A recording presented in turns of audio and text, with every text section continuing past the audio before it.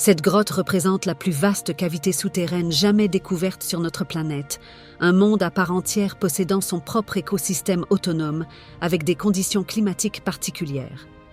À plusieurs centaines de mètres sous terre, des nuages semblables à ceux du ciel se forment naturellement à l'intérieur de cette immense structure. Elle abrite même une forêt tropicale préhistorique parfaitement préservée, cachée profondément sous la surface terrestre, ainsi qu'un vaste fleuve souterrain aux eaux tumultueuses.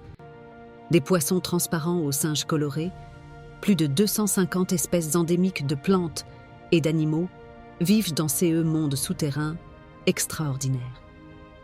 7 nouvelles espèces animales y ont été découvertes récemment et n'existent absolument nulle part ailleurs sur la planète, témoignant de l'isolement et de l'unicité de cet environnement remarquable. S'étendant majestueusement sur 9 km de longueur, cette grotte contient 38 millions et demi de mètres cubes d'espace libre. Et ces galeries sont si colossales qu'un gratte-ciel de 40 étages pourrait parfaitement y tenir sans difficulté. Et ces stalagmites géantes s'élèvent vers le plafond comme les tours imposantes d'une cité antique oubliée. En marchant à l'intérieur de ces immenses galeries, on ne peut s'empêcher de se sentir minuscule, réduit à la taille d'un insecte face à cette grandeur naturelle stupéfiante. Cette cavité contient même des roches de phytokarstes particulières qui se déplacent mystérieusement vers la lumière comme des organismes semi-vivants, défiant les lois habituelles de la géologie traditionnelle. On y trouve également de rares perles de grottes et bien d'autres formations géologiques uniques au monde, créées par des processus naturels s'étendant sur des millénaires. Depuis sa formation naturelle il y a 3 millions d'années, personne n'avait connaissance de son existence jusqu'à son exploration complète menée en 2009 au Vietnam par des spéléologues britanniques. L'accès individuel demeure strictement interdit pour protéger à la fois les visiteurs et l'environnement fragile de ces sanctuaires naturels exceptionnels. Seule l'agence Oxalis possède l'autorisation officielle d'y organiser des expéditions soigneusement encadrées. Pour atteindre Sondung, les explorateurs doivent d'abord traverser la jungle dense pendant 9 heures, d'une marche particulièrement épuisante à travers une végétation luxuriante. Il faut ensuite obligatoirement passer par Hangen, la 3e plus grande grotte du monde, qui sert de porte d'entrée naturelle vers cette vaste cavité planétaire. L'avancée progressive vers une plage souterraine révèle l'œuvre millénaire de l'érosion constante. Au fil des siècles innombrables, l'eau des rivières voisines a patiemment creusé cet endroit absolument spectaculaire. Le plafond culmine à 145 mètres de hauteur vertigineuse, tandis que la grotte atteint 200 mètres de largeur impressionnante. En saison des crues violentes, une grande partie de cet espace immense se trouve complètement submergée sous les eaux déchaînées et tumultueuses. Devant un lac aux reflets à couper le souffle, la tentation d'une baignade rafraîchissante devient absolument irrésistible. Au crépuscule mystérieux, les cris perçants des martinets résonnent dramatiquement dans l'obscurité grandissante. Ces oiseaux particuliers, aux pattes trop courtes et remarquablement faibles, ne peuvent décoller directement du sol et doivent impérativement sauter d'un point élevé pour s'envoler gracieusement. S'ils restent malencontreusement coincés au sol, c'est la mort lente et assurée qui les attend inexorablement. À l'aube d'un nouveau jour prometteur, l'expédition courageuse repart déterminée vers Sondung. Si Hangen peut être comparé à un simple quartier résidentiel, alors Sondung représente véritablement une mégapole souterraine aux dimensions colossales. En marchant prudemment sur le terrain accidenté, des dizaines de criquets bondissent constamment devant les explorateurs intrépides. Le sol reste entièrement recouvert de siècles d'accumulation de guano malodorant de chauves-souris. Au-dessus des têtes levées, des milliers de chauves-souris dorment paisiblement en grappes serrées, certaines souillant constamment les visiteurs de passage de leur déjection. L'équipe traverse ensuite péniblement des formations calcaires remarquables semblables à des terrasses naturelles sculptées minutieusement par le temps implacable. Enfin, un dernier passage étroit et sinueux mène directement à l'entrée véritablement grandiose de Sondung. Même à quelques pas seulement de l'entrée, on se trouve déjà entouré de formations géologiques absolument incroyables et saisissantes. L'eau naturellement riche en minéraux, qui ruisselle perpétuellement, façonne des bassins de calcite d'une beauté magnifique et éblouissante. Certaines stalagmites brillait d'un blanc absolument pur et immaculé, ressemblant étonnamment à du diamant brut fraîchement taillé. Une immense stalactite aux teintes bronze profondes ressemble parfaitement à une cascade majestueuse figée dans le temps pour l'éternité. Les couleurs orange-brun caractéristiques indiquent clairement la présence significative de fer ou d'autres minéraux dans la composition rocheuse complexe.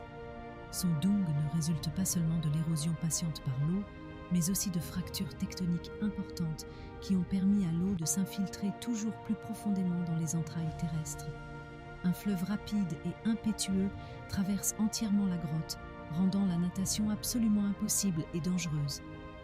Lors des crues particulièrement violentes, il emporte systématiquement de la terre fertile, des tiges de plantes diverses et parfois des graines qui germent brièvement dans l'obscurité totale avant de périr. L'équipe déterminée atteint finalement le passage légendaire de l'espoir et de la vision, la partie indiscutablement la plus vaste de toute la grotte gigantesque. Ici se dresse fièrement la plus haute stalagmite du monde entier, 80 mètres d'élévation pure et impressionnante. Il a fallu environ 800 000 années pour qu'elle se forme patiemment, goutte après goutte, dans un processus naturel fascinant. Le plafond rocheux, culminant à 170 mètres de hauteur et dépassant 130 mètres de largeur, présente des dimensions si colossales qu'un avion de ligne commerciale pourrait aisément y passer sans obstacle.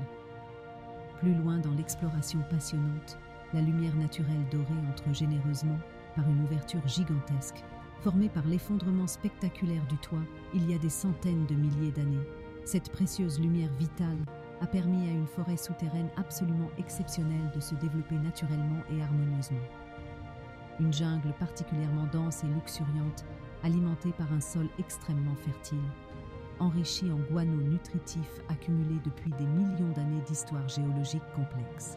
Des biologistes spécialisés y ont soigneusement recensé plus de 200 espèces végétales différentes et près de 60 espèces animales distinctes, incluant des singes particulièrement remarquables, probablement les seuls au monde vivant naturellement dans une grotte.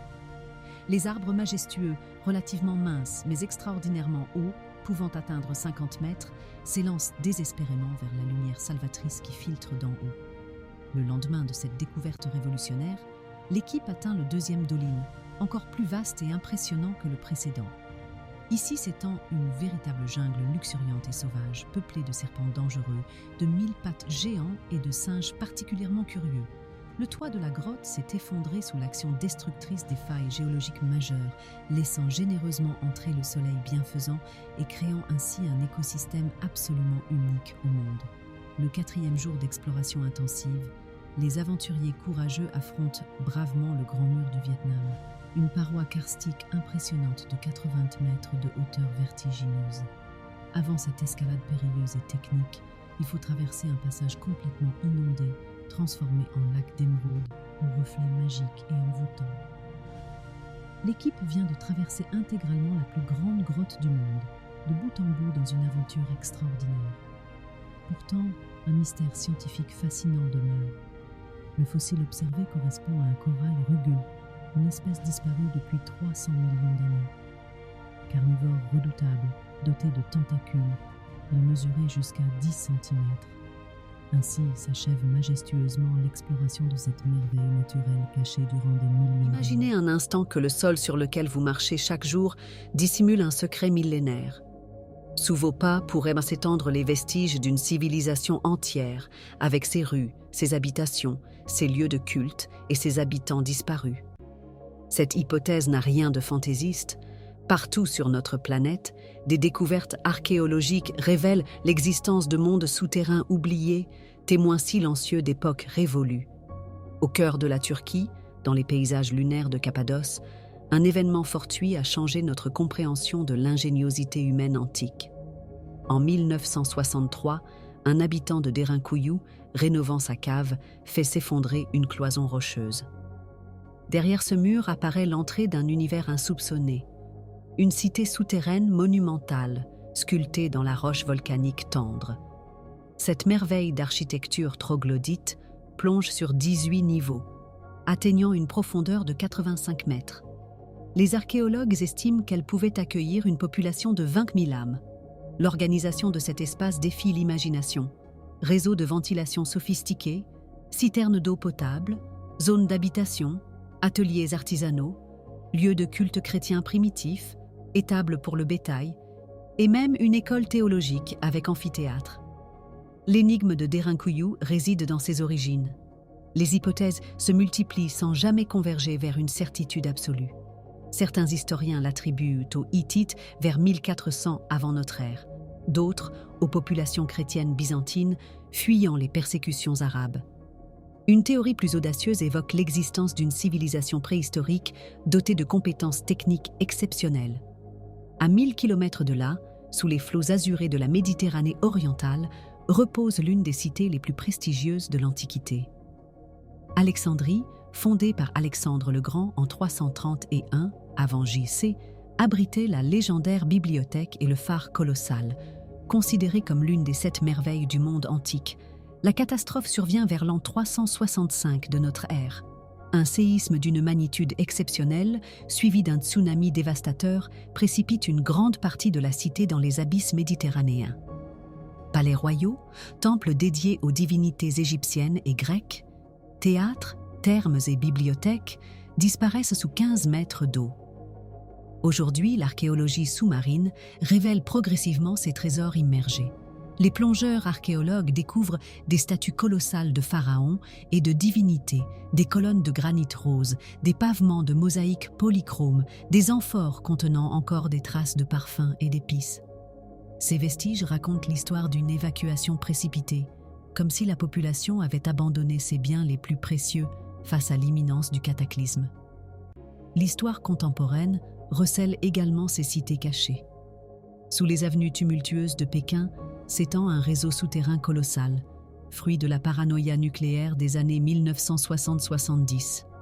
Mao Zedong, craignant une attaque atomique soviétique ou américaine, ordonne la construction d'un labyrinthe défensif s'étalant sur plus de 800 km. Cette ville souterraine comportait des dortoirs collectifs, des hôpitaux d'urgence, des centres de commandement militaire, des fabriques d'armement, des centres de télécommunications et même des cinémas pour maintenir le moral de la population confinée. Théoriquement, ce complexe pouvait abriter plusieurs centaines de milliers de Pékinois durant des mois d'isolement.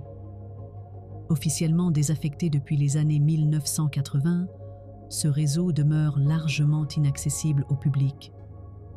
Des rumeurs persistantes évoquent une utilisation continue de certaines sections par les services de renseignement chinois, transformant ces tunnels en centres névralgiques de la surveillance d'État. En France, les collines crayeuses de Picardie dissimulent elles aussi leurs secrets. À Naours, près d'Amiens, s'ouvre un réseau souterrain de 3 km comprenant près de 300 chambres interconnectées. Ces galeries, creusées initialement au IIIe et IVe siècle, servirent de refuge aux populations locales lors des invasions barbares, puis des raids vikings. L'histoire de Naours connaît un tournant tragique durant la Grande Guerre. Entre 1916 et 1918, des milliers de soldats britanniques, australiens, canadiens et français y trouvent un abri temporaire. Sur les parois calcaires, ils gravent leurs noms, leurs régiments, leurs dates de passage, leurs dernières pensées avant l'assaut. Ces inscriptions constituent aujourd'hui un mémorial poignant, témoignage direct de l'expérience combattante dans les tranchées. Parmi ces graffitis militaires, on découvre des dessins naïfs, des poèmes d'adieu, des déclarations d'amour à des fiancées lointaines. Cette correspondance pariétale révèle l'humanité profonde de ces hommes confrontés à l'horreur industrielle de la guerre moderne. En Chine septentrionale, la découverte fortuite de 1976 dans la province du Shaanxi bouleverse notre compréhension des civilisations préhistoriques asiatiques. Shimao, datée de 4300 ans, constitue l'une des plus vastes agglomérations néolithiques jamais mises au jour. Ces fortifications s'étendent sur plus de 4 km², dominant un territoire agricole prospère. L'architecture de Shimao témoigne d'une sophistication technique remarquable. Murailles cyclopéennes hautes de 70 mètres, palais à terrasses étagées, réservoirs hydrauliques, ateliers métallurgiques spécialisés dans le travail du bronze. Les fresques murales représentent des scènes rituelles complexes, suggérant une société hiérarchisée dirigée par une élite sacerdotale. l'abandon brutal de Shimao vers 1800 avant notre ère demeure inexpliqué. Aucune trace de destruction violente, aucun vestige de bataille, aucune sépulture de masse. La population semble avoir évacué méthodiquement la cité, emportant ses biens mobiliers et ses archives. Les hypothèses oscillent entre catastrophes climatiques, assèchement du fleuve nourricier, épidémies foudroyantes ou migration collective vers des territoires plus favorables. Ces découvertes spectaculaires ne représentent qu'une infime fraction des civilisations enfouies. Les technologies de prospection géophysique, radars pénétrants, magnétométrie, tomographie sismique, révèlent constamment de nouvelles anomalies souterraines. Sous les sables sahariens, les géologues détectent les traces d'anciennes métropoles nilotiques. Sous les glaces antarctiques, les satellites repèrent des structures géométriques intrigantes. Sous nos villes contemporaines, les travaux de terrassement exhument régulièrement des vestiges inattendus. Chaque parcelle de notre planète pourrait receler les vestiges d'une humanité oubliée. Ces cités perdues nous rappellent la fragilité des civilisations et la permanence de l'ingéniosité humaine face à l'adversité. Elles nous invitent à reconsidérer notre rapport au temps et à l'espace, en nous souvenant que l'histoire se stratifie sous nos pas, attendant patiemment que nous la redécouvrions. Dans cette quête perpétuelle du passé enfoui, chaque coup de pioche peut révéler un fragment d'éternité.